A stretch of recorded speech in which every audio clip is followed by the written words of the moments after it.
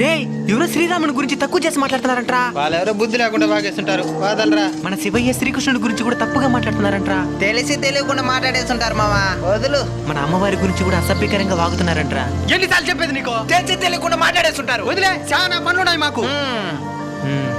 ఓడెవడో మీ కులాన్ని తక్కువ చేసి మాట్లాడతాడంట. ఎవరు మా కుల గురించి తప్పుగా మాట్లాడతాడా? ఎంత ధైర్యం వాడికి? అడ్రస్ పెట్టు, అడ్రస్ పెట్టు, అడ్రస్ పెట్టు. బంగ్లాదేశ్. ఏరా కులానికి విలువ కూడా లేదరా దైవానికి.